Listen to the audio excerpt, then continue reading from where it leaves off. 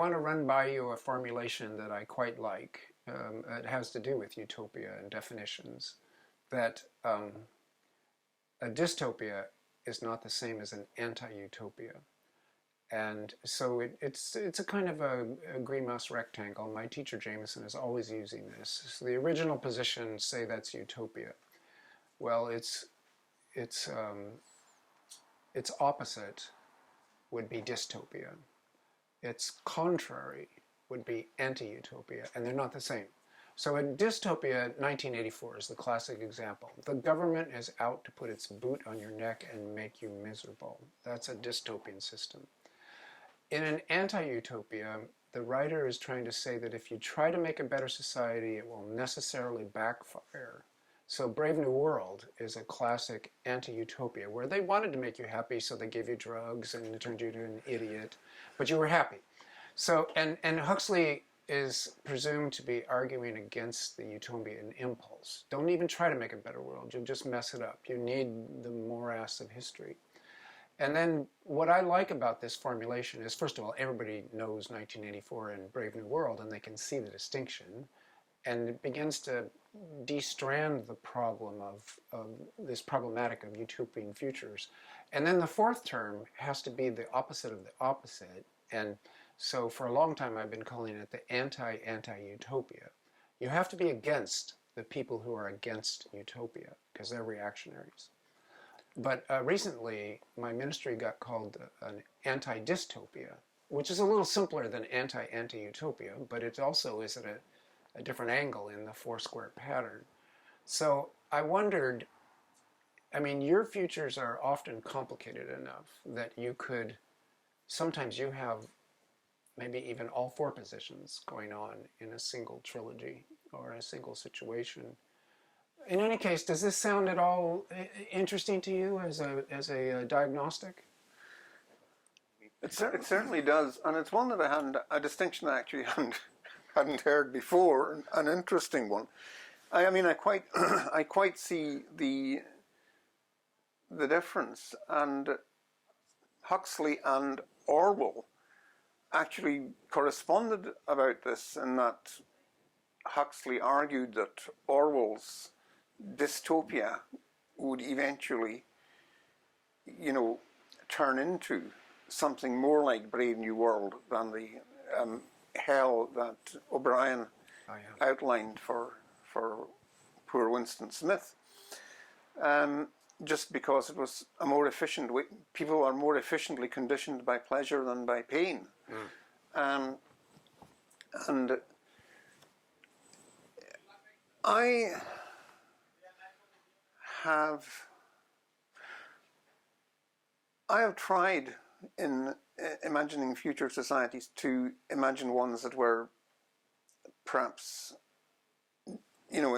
certainly my first few books, it was looking at different ones that had literally gone off in different directions, whether it was in time or in space.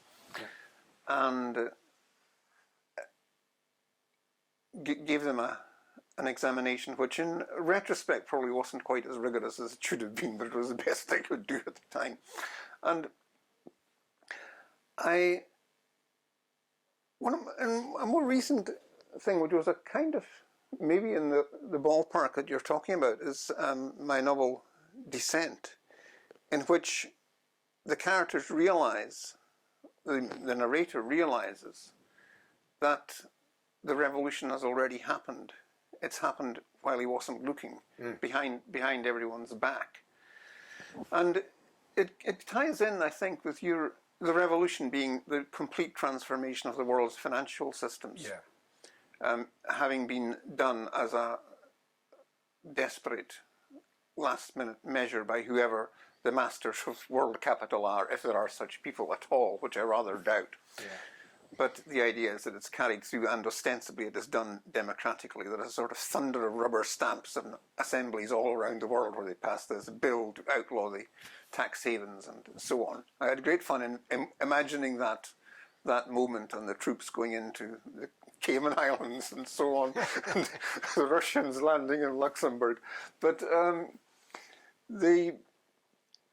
that idea kind of ties in with something you mentioned earlier of the, yes, eco-fascism, Oh, yeah. the kind of positive side, or the positive take on eco-fascism, which has begun to get, I think, a little bit of purchase in some left-wing discussion, is the idea of climate socialism, by analogy with wartime socialism.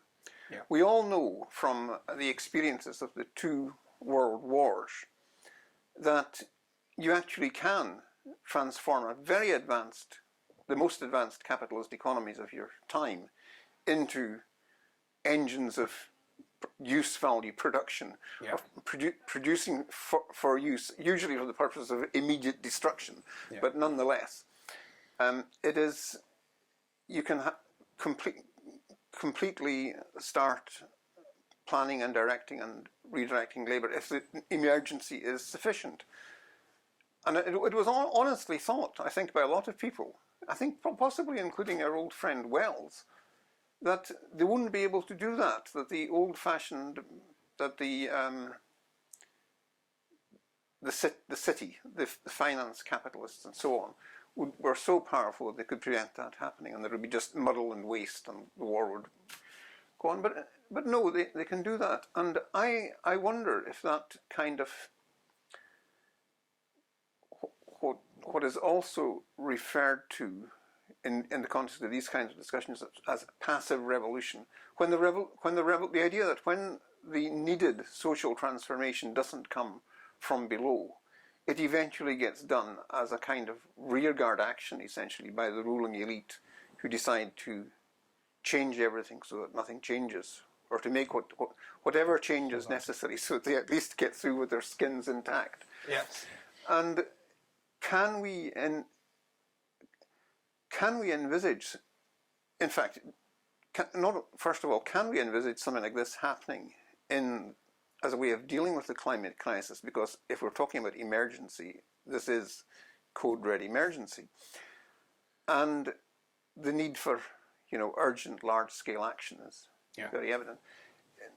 So the question is, can we envisage this for the climate crisis? And the second question I'd like to ask is this basically what happens in your new book, in the Ministry of the Future? It is. And as a kind of an aside, I would like to say that eco-fascism is a name for a non-existent thing of people who want to again attack government control of the economy by giving it a nasty name, fascism.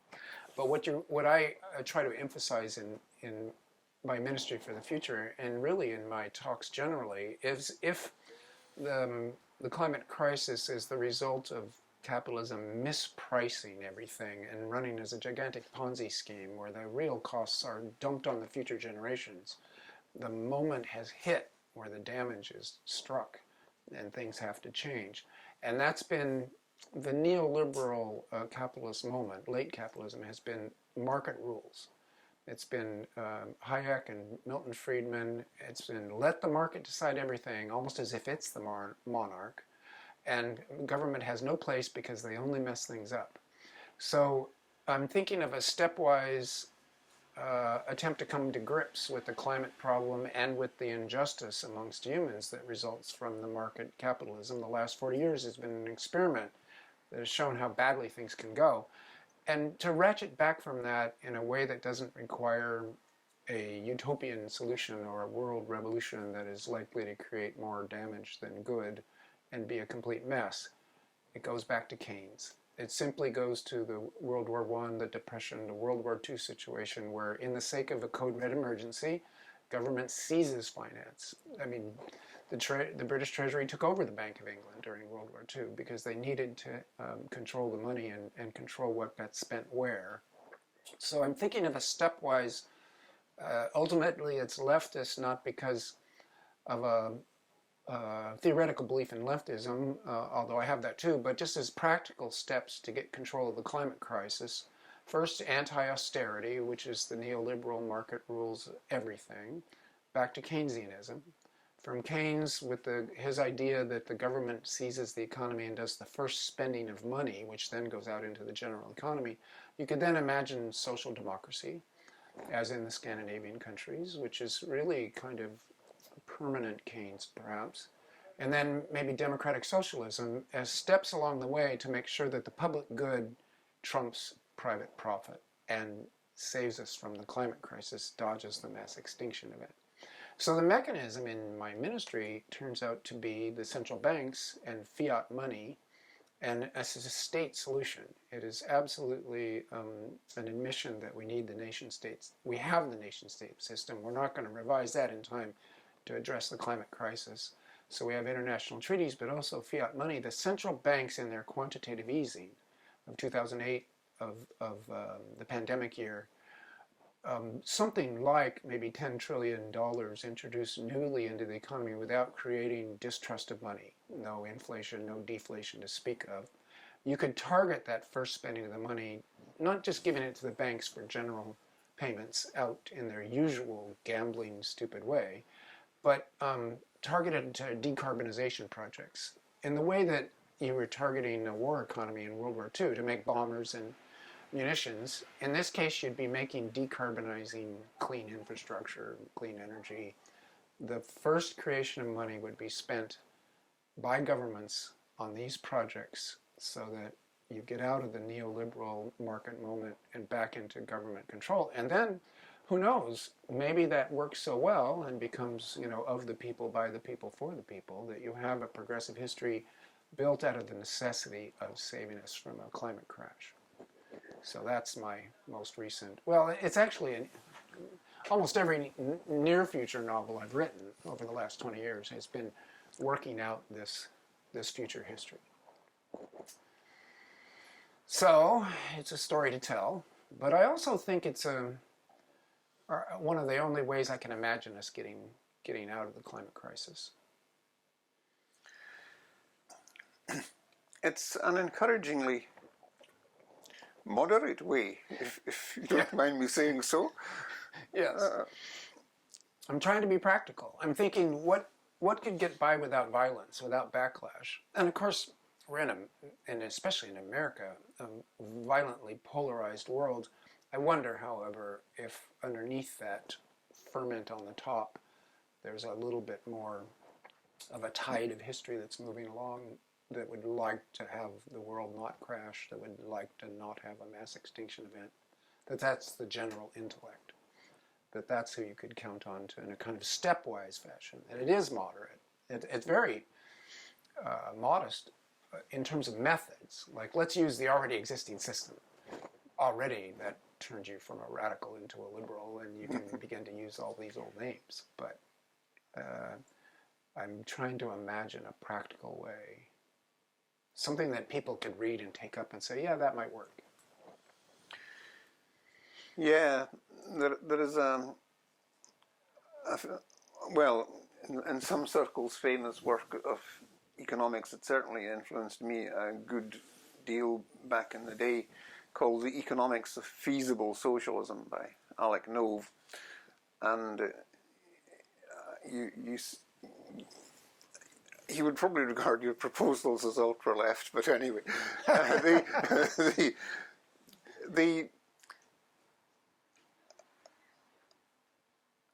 have to say I am quite drawn to that idea. But the thing I would like to bring up, perhaps, is and this does relate to science fiction and the future we grew up to expect, mm-hmm. and that is the amount of emotional resistance that possibly we all have. You might call it the old Adam or whatever, but I think I can feel it in myself, in my own bones, to a kind of weariness about climate, the whole climate issue. And ironically, it's not because I have the slightest doubt about the science, because it's just science. You can't really argue with that other than in the details. And we learned about global warming as a possibility in chemistry class in the 1960s. You know, everybody knew it was happening. Yeah. Everybody knew it was coming. Yeah. So in that sense, it's inarguable. But the way that climate policy impacts on the everyday person in the street is a sort of ceaseless rain of niggles and nagging and private and actual or expected privations. Yes. You won't be able to drive a car. Limits. You won't be able to heat your home. Yeah. You'll be cold. Yeah. Or you'll be sweating in heat waves because you won't be able to allow an air conditioner. You won't be able to go on foreign holidays. While all these people, like, you know, people who go to things like COP26 can jet around the world and wag their finger at you and tell you what you can't do. Yep. And I think part of this comes from the very utopias of science fiction, actually, the utopia of limitless progress, of limitless abundance, and all of that, of an affluent future. And you're suddenly, you know, people have gone through, you know, went through the war, the Depression, the war, the Cold War, and eventually we staggered out at the end of history, you know. We aren't going to die in a nuclear war, thank goodness. Peace dividend, we should be getting that any day now. And suddenly now they start telling us that we can't afford it anymore because of the climate. Yeah. And you're bound to go with your little sceptical worm's eye view, poor slud in the trenches view. Oh, yet again they're telling us to stay down, keep down. So how would you respond to that? I have had to think about this a lot because I'm often speaking to undergraduates and student groups. I'm speaking to young people. In fact, at this point, I'm speaking to people 50 years younger than me. And at that point, it's shocking because I'm thinking when I was a student, let's call it 1970, 50 years back would be 1920. This is like the last people on earth that you would think would be still speaking to you, etc. So I'm talking to young people, and there is this Puritan hair shirt. We had fun, us baby boomers, and we really did have fun, and we accidentally torched the world, and now you have to live like saints, and sorry, nothing to be done. It's not a good message. It doesn't play well. And I'm thinking also, it's not necessarily true. A lot of our carbon burn was stupid. It was waste. It was like lighting your cigar with a $100 bill, conspicuous consumption, advertising. It's not just that I want to play in the snow. I want to be dropped by a helicopter in the Canadian Rockies to start my ski run down. The carbon burn for that conspicuous consumption is intense. But a lot of young people, I mean, they can't afford a car, so the idea that they shouldn't have a car anyway is a little congenial. And I began to work out the idea of stylishness. And what do you really enjoy out of life that is detached from capitalist consumption and is just you as an animal, a primate on this planet? Well, talking face to face, you know, this is going to be the best part of my trip to Europe that I burn all this carbon for, is just talking face to face. Drinking some coffee together, making a meal, dancing, looking at fire, which is getting to be a rare treat. Evolutionary stuff that goes back to us as a primate. And then these young people, since they're the precariat, they don't have the money to burn anyway, and they have to save and scrimp, and they're in a precarious situation economically. If you reorient them to what is actually fun in life, and they've got dancing and sex and going down to the beach and doing these rather low carbon burn pleasures, if they redefine that as stylishness, as an ethos that is both virtuous, and it's smarter than the baby boomer cocooned in crap conspicuous consumption. They can play it as smarter and also have, and virtue itself, it's not that it's its own reward, it's a pleasure buzz to think that you're also doing the right thing for the planet, and that aligns also with your pleasure principle. So this is the kind of banding together that I'm trying to do. You can look at formalized proposals like the people in Switzerland that run the 2,000 watt society. Imagine that you only have 2,000 watts to burn in a year, and I'm always I worry about the name of that because maybe it should be kilowatt hours. But in any case, it's a rather limited amount of energy that you have per year. Let's put it that way, an energy budget. Live within that. How miserable are you? Well, not at all. And of course, Europe has a very dense infrastructure. You can use electrical trains in Switzerland. The Swiss have an advantage that maybe you don't have in the developing world. But it's really suggestive. A low carbon burn can be a lot of fun. And so as the California ethos of fun above all, it's important to be able to talk to young people on the basis of you can be smarter and have more fun and save the planet too. So this is it's a kind of a utopian formulation, if in that largest sense of a better future without torching the planet. So that's what I've been working out.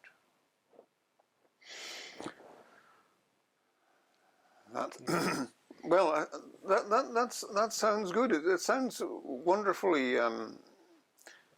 resonant with several of our old philosophical traditions, the wisdom of the West, like Epicureanism, which is it's all there in Lucretius. Really, he says absolutely. Getting a fast chariot isn't the way to happiness, man. You'd be racing up to the mountains and back down to the sea, and all the time you're wishing you were somewhere else. Yes. Chill. Yeah. No, there is that constant sense, and of course, so many traditions in California facing more Asia than Europe. The Zen tradition, the various Buddhist traditions, the kind of Asian contemplative, an attempt to get in sync with the natural world. It all seems extremely apropos to the climate crisis. Because if we got 8 billion people and assume that is near the top of what we're going to hit, and we move down from there, what I've been finding is people are desperate for any possible conception of a good way forward. Young people for their lives, and then older people for their children's lives. If you can concoct a story that doesn't end in general disaster, people have a hunger for that. I'm definitely feeling that hunger in people for that story to be told. So I now sort of insist on utopia as a name for that course of history.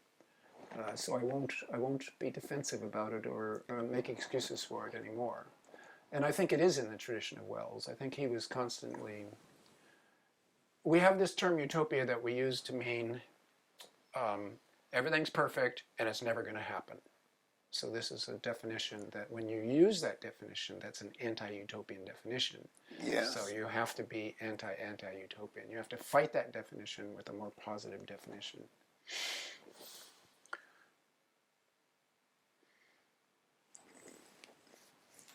One of the perhaps it was an anti-utopia. One of the classics of in a way an affluent and abundant, but nevertheless low impact envisioning of the future is News from Nowhere by William Morris. Yep. And he does have he has a chapter on how the change came, which is basically your classical Marxist proletarian revolution actually happening in Britain, in Trafalgar Square in the year 1950. But he has the idea that you would have a period of, as it were, frantic mass production and industrialization to get everybody fed and housed and so on properly, and gigantic greenhouse farms covering the countryside. And then eventually people think, we can take it easy, we can have an epoch of rest.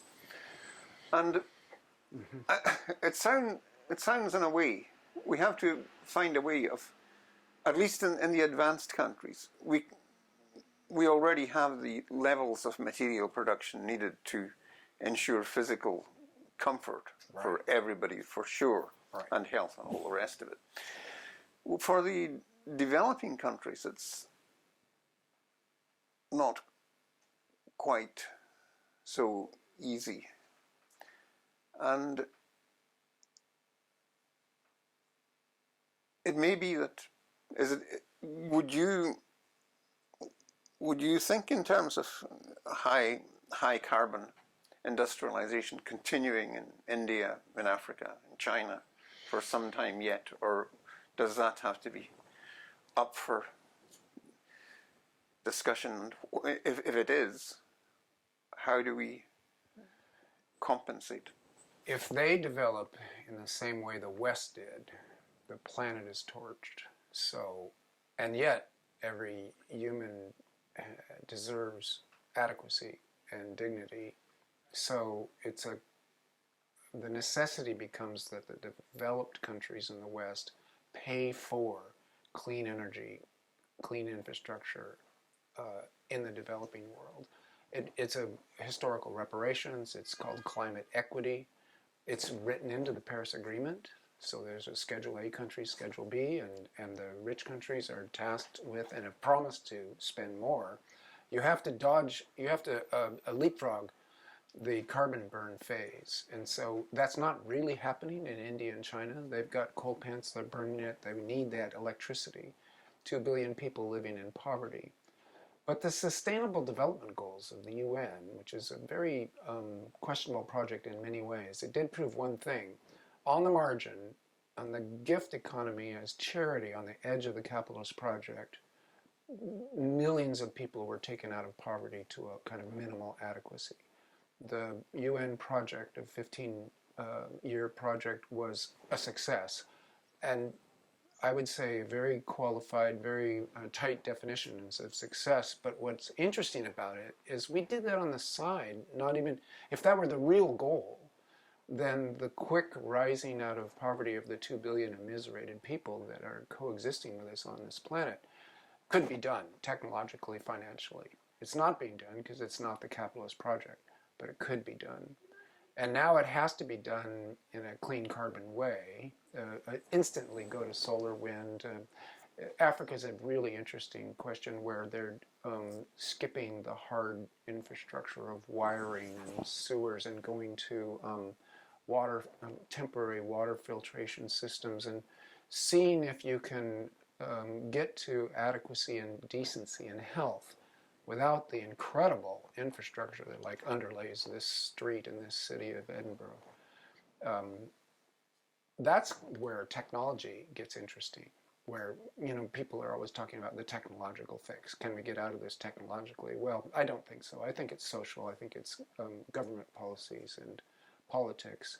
But where technology can be tremendously helpful, I think, is that we can jump to clean tech and pay to install that right now. And maybe we won't torch the planet getting everybody to adequacy. It's the scariest part of the whole project, I think. Can we do it without? Will the rich countries really pay for poor countries? I mean, nobody ever pays for other people.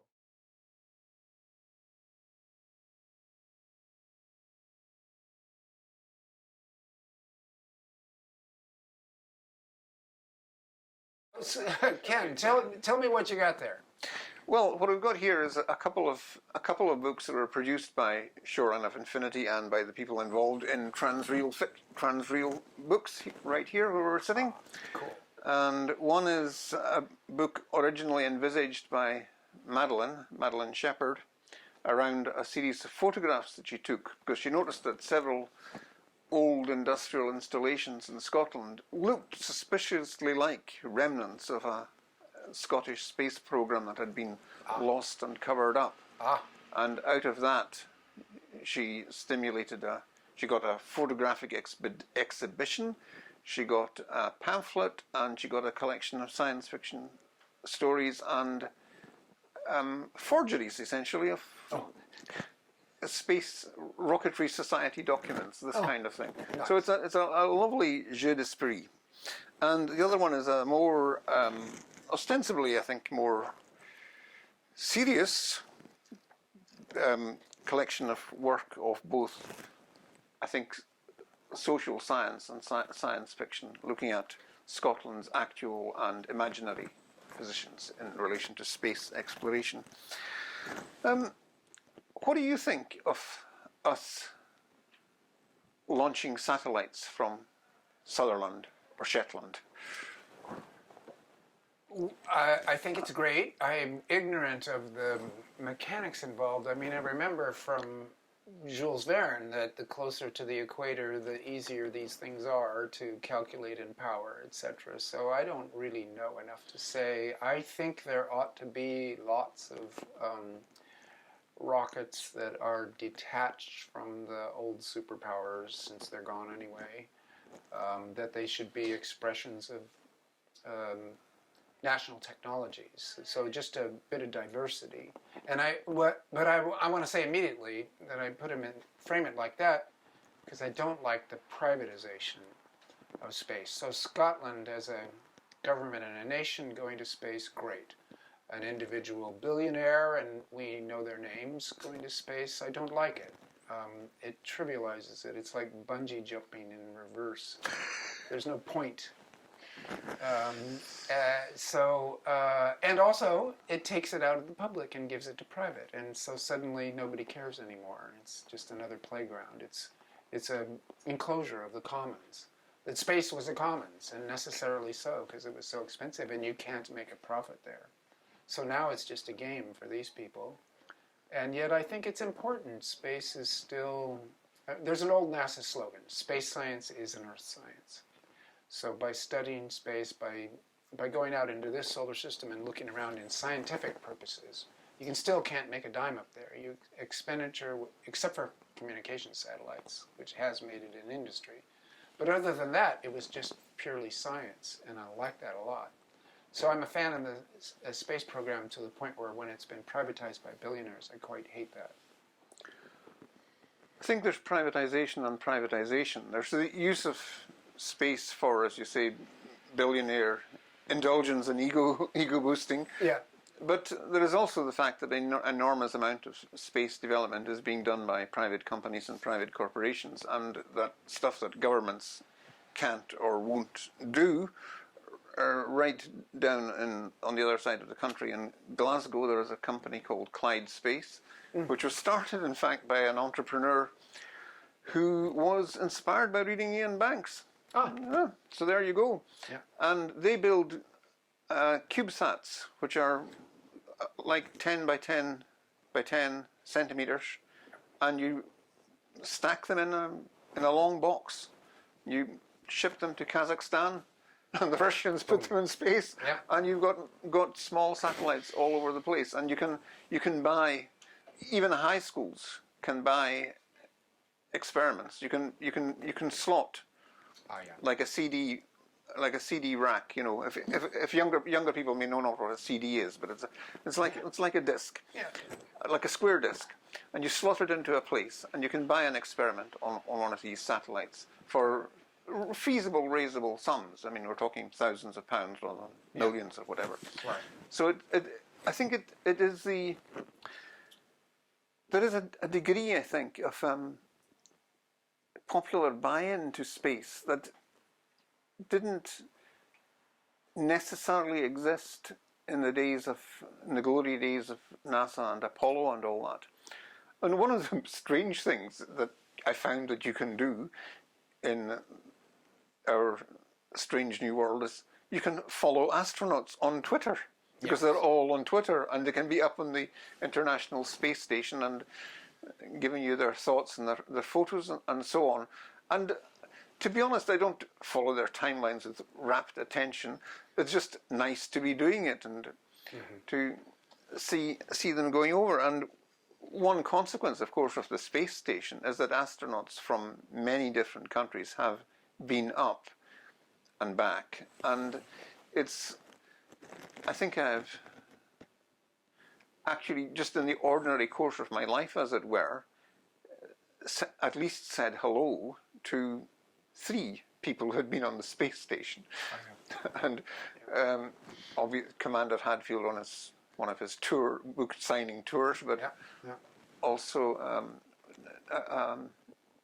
other actual astronauts.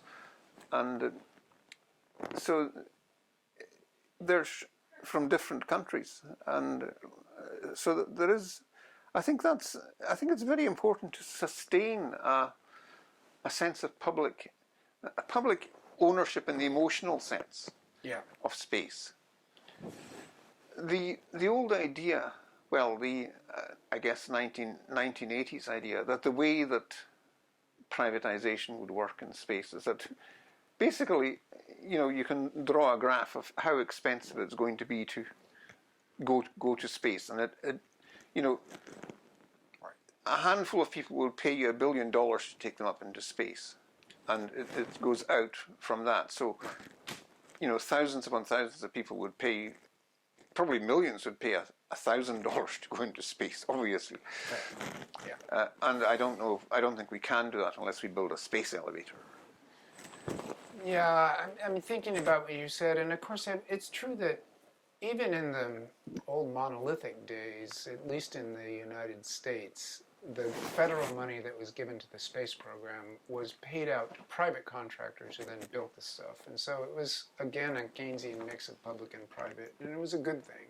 People were making a living without making a profit, because one thing that is still outstandingly true is you can't really make a profit in space. It's too expensive to get up there, and there's nothing up there that we need that we don't already have here.